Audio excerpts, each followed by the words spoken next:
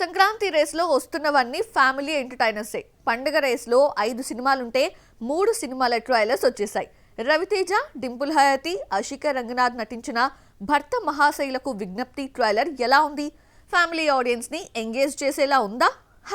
నేను శైలజ చిత్రలహరి వంటి హిట్స్ తీసిన కిషోర్ తిరుమల దర్శకత్వంలో రూపొందిన భర్త మహాశైలకు విజ్ఞప్తి ట్రైలర్ ఫ్యామిలీ ఎంటర్టైనర్ గా ఆకట్టుకుంది.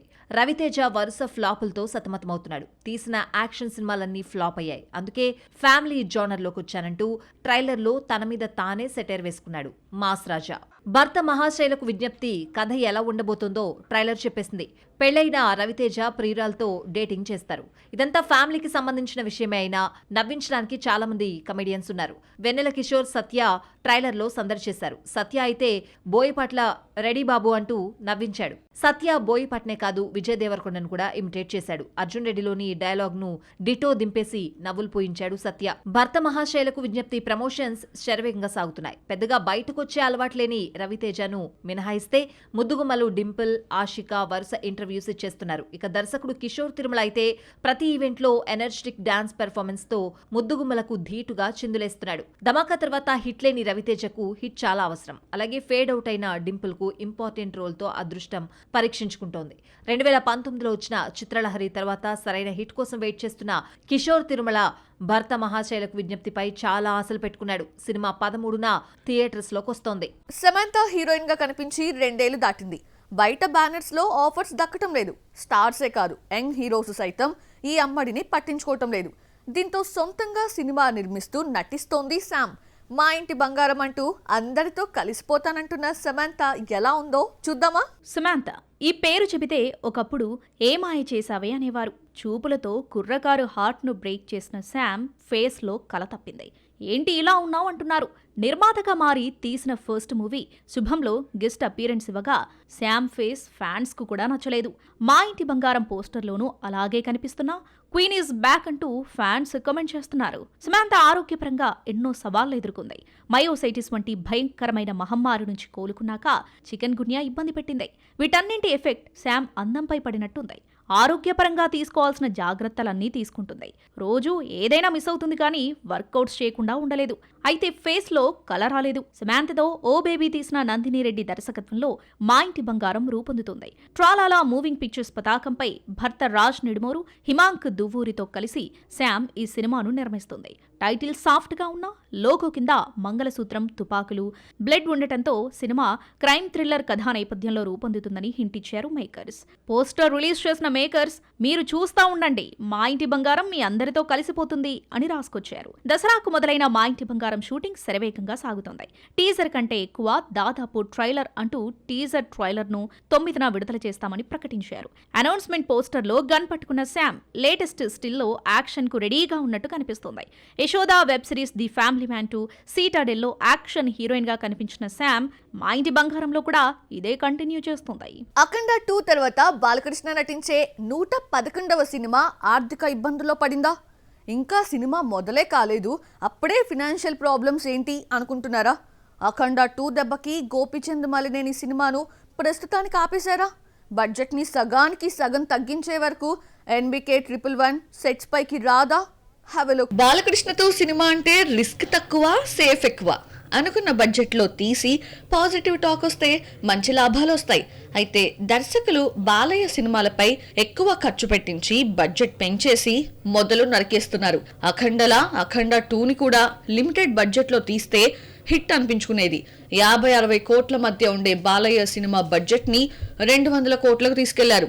దీనికి తగ్గట్లు థియేట్రికల్ బిజినెస్ ని భారీ రేట్స్ కమ్మడంతో అఖండ 2 నష్టాలు చూడాల్సి వచ్చింది. అఖండ, వీరసింహారెడ్డి, భగవంత్ కేసరి, డాకు మహారాజ్ తో బాలయ్య వరుసగా 4 హిట్లు కొడితే 5వ సక్సెస్ కి అఖండ 2 బ్రేక్ లేసింది. హై బడ్జెట్టే అఖండ 2 కొంపముంచడంతో నెక్స్ట్ మూవీ బడ్జెట్ విషయంలో జాగ్రత్త పడుతున్నాడు బాలయ్య. హిస్టారికల్ స్టోరీ చెప్పి ఒప్పించాడు దర్శకుడు గోపీచంద్ మలినేని.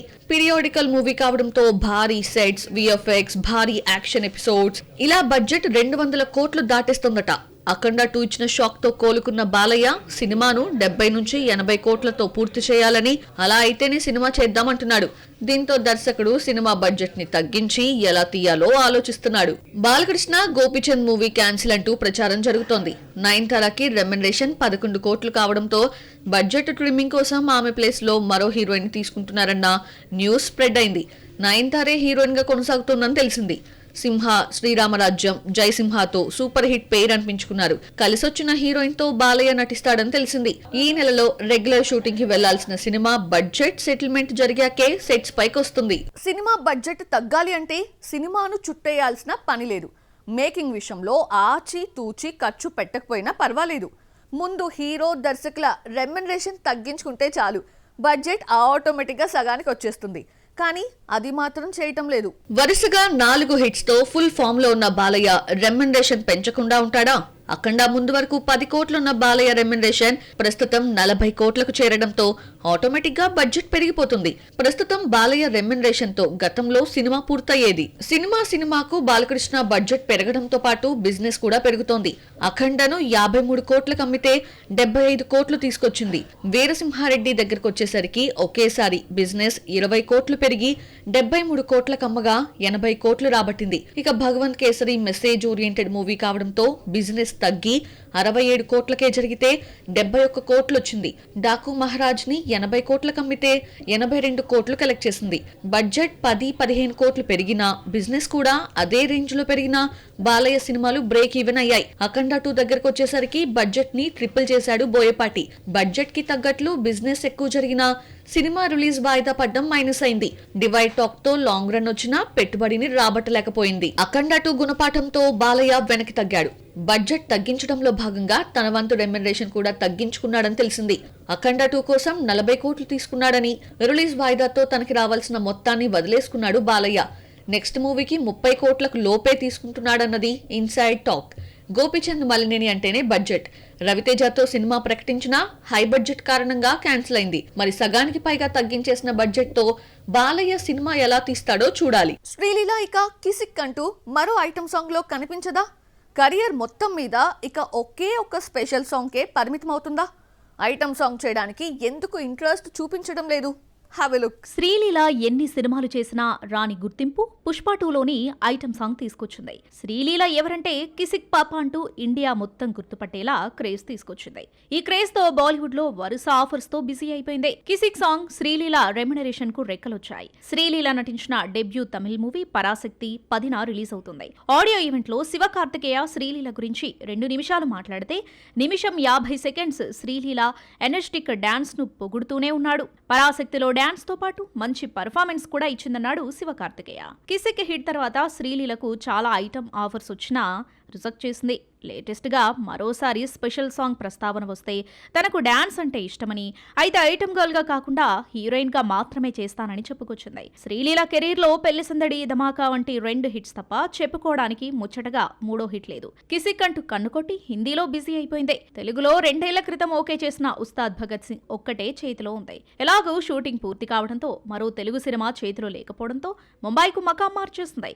ఇక తమిళంలో ఆకాశమే హద్దుగా డైరెక్టర్ సుధా కొంకరా తీసిన పరాశక్తితో అదృష్టం పరీక్షించుకుంటుంది. దురంధర్ అన్ని రికార్డ్స్ ని తన్నుకుంటూ దూసుకుపోతుంది. దీంతో ఇప్పటి వరకు పుష్ప 2 పేరు మీదున్న రికార్డు కాస్త బ్రేక్ అయిపోయింది.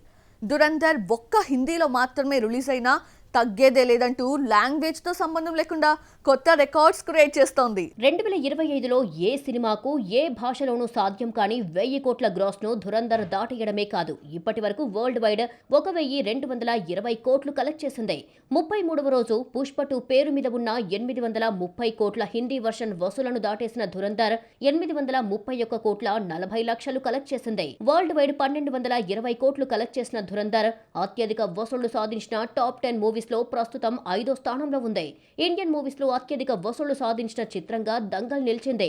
బాహుబలి 2తో పోల్చుకుంటే దంగల్ ఇండియాలో కలెక్ట్ చేసింది తక్కువే అయినా చైనాలో 1200 కోట్లు రాబట్టి ఓవరాల్ గా 2070 కోట్లు కలెక్ట్ చేసి టాప్ ఇండియన్ మూవీగా నిలిచింది. దంగల్ తర్వాత 1788 కోట్లతో బాహుబలి 2 సెకండ్ ప్లేస్ లో, పుష్ప 2 వరల్డ్ వైడ్ 1742 కోట్ల గ్రాస్ కలెక్ట్ చేసి థర్డ్ ప్లేస్ లో ఉంది. ఇక త్రిబుల్ ఆర్ వరల్డ్ వైడ్ 1230 కోట్లతో 4వ ప్లేస్ లో ఉండగా 4-5 రోజుల్లో RRR రికార్డును బ్రేక్ చేసి 4th ప్లేస్కు ధురంధర్ రానుంది.